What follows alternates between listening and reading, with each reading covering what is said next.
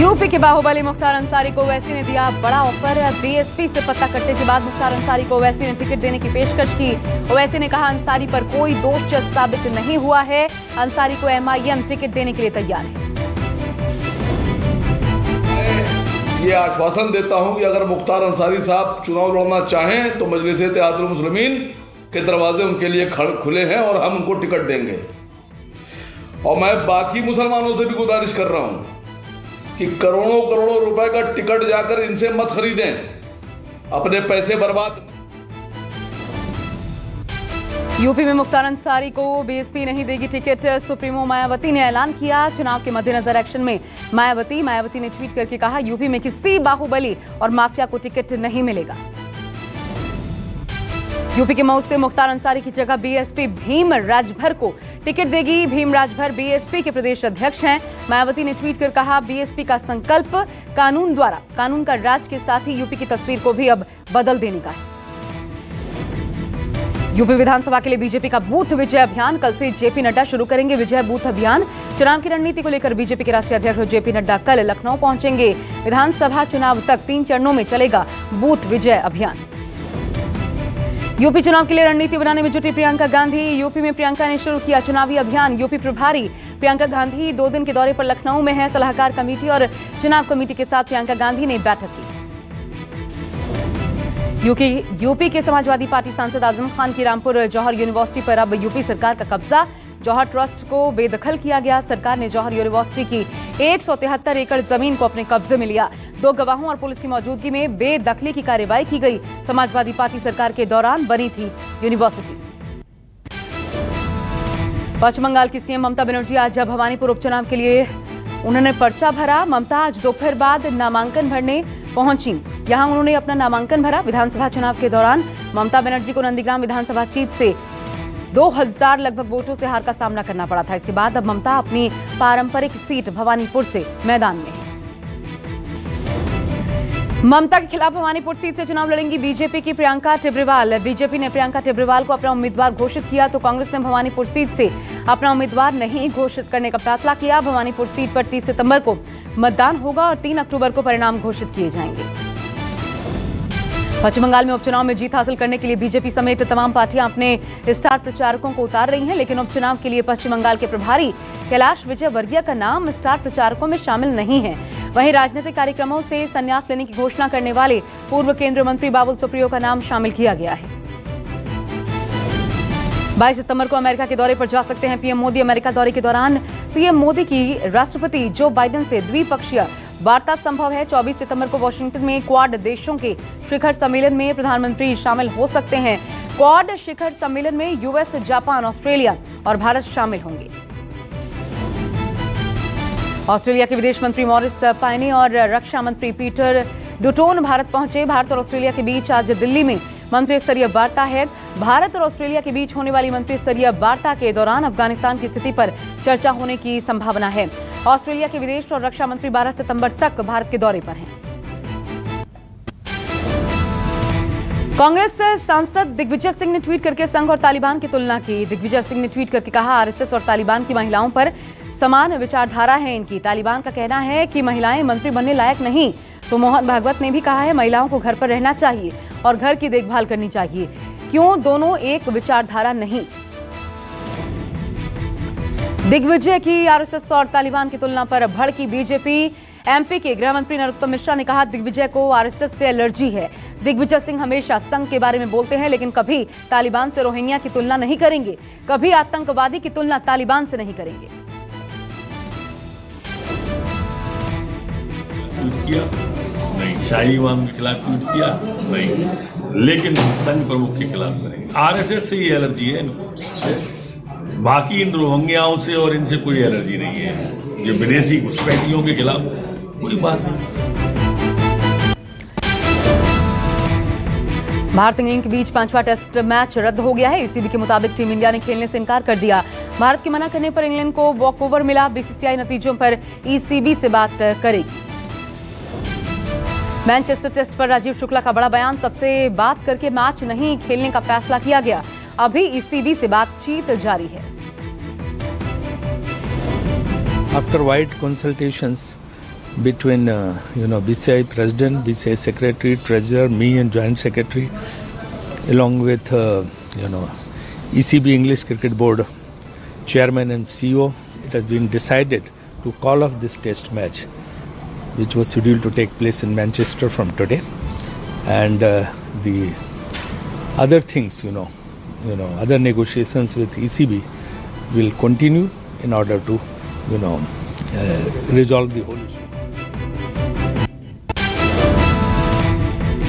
प्रदर्शन को लेकर तालिबान का महिलाओं पर नया फरमान, कहा महिलाओं का काम सिर्फ बच्चे पैदा करना। तालिबानी प्रवक्ता ने कहा एक महिला मंत्री नहीं बन सकती, महिलाओं के लिए कैबिनेट में होना जरूरी नहीं। तालिबानी प्रवक्ता बोले महिला प्रदर्शनकारी अफगानिस्तान की सभी महिलाओं का प्रतिनिधित्व नहीं कर रही हैं।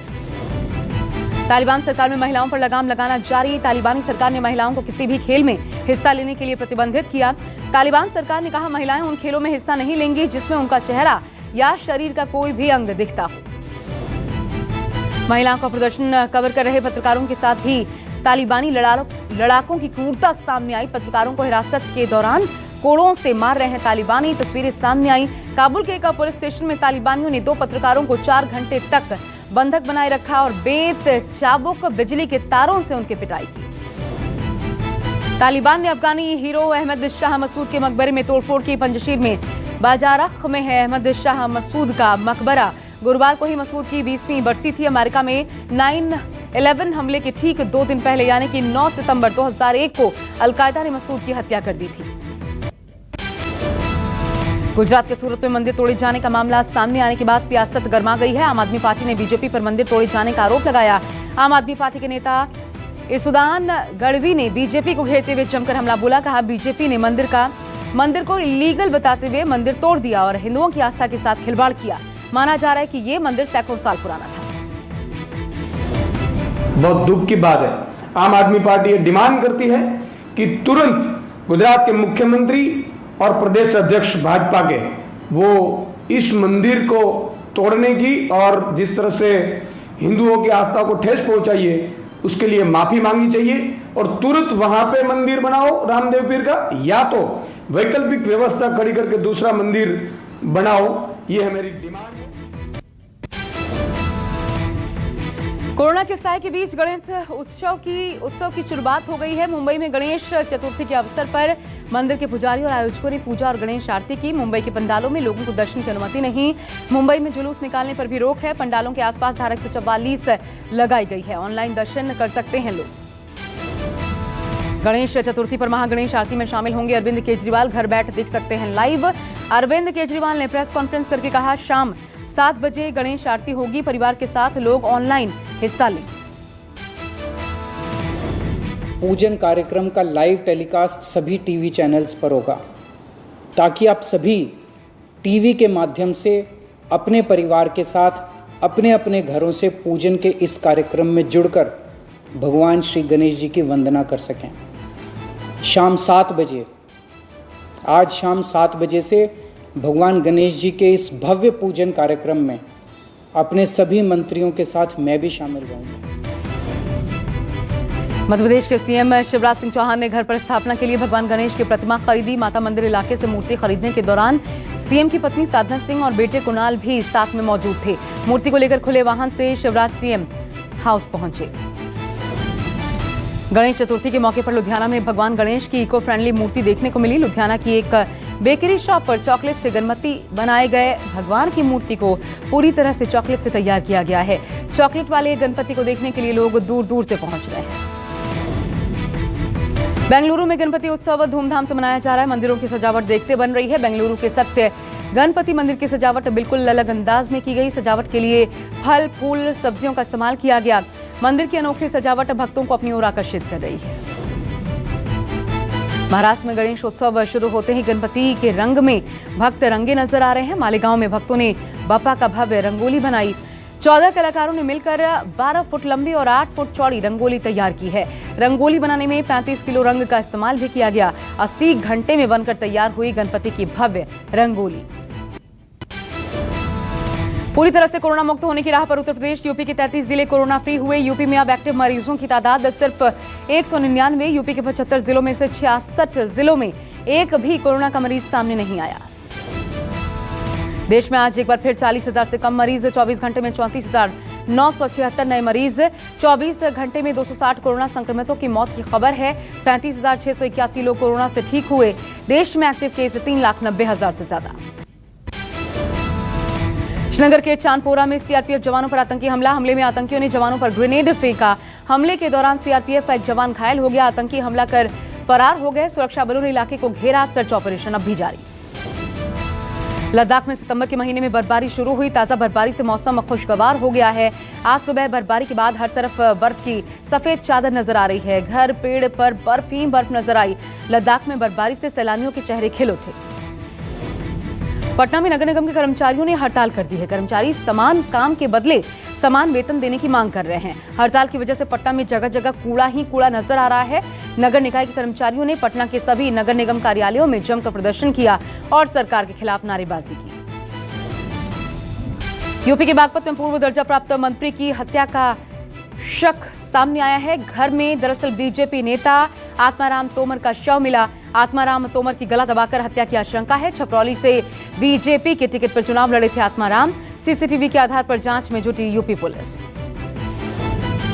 ओडिशा के संबलपुर में बड़ा हादसा हुआ। देखते ही देखते पुल धराशायी हो गया, लेकिन लोहे की ये जर्जर पुल उस वक्त गिर गया जब एक ट्रक पुल से गुजर रहा था। पुल गिरने की वजह से ट्रक भी गिर पड़ा। हादसे में ड्राइवर समेत 2 लोग गंभीर रूप से जख्मी हो गए। पुल के गिरने की जांच शुरू है।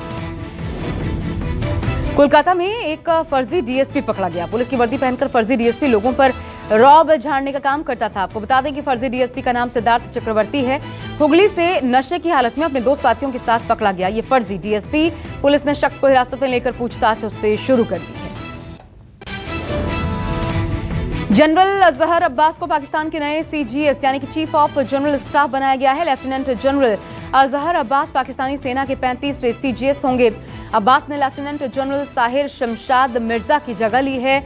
बलोच रेजिमेंट से ताल्लुक रखते हैं जनरल अजहर अब्बास।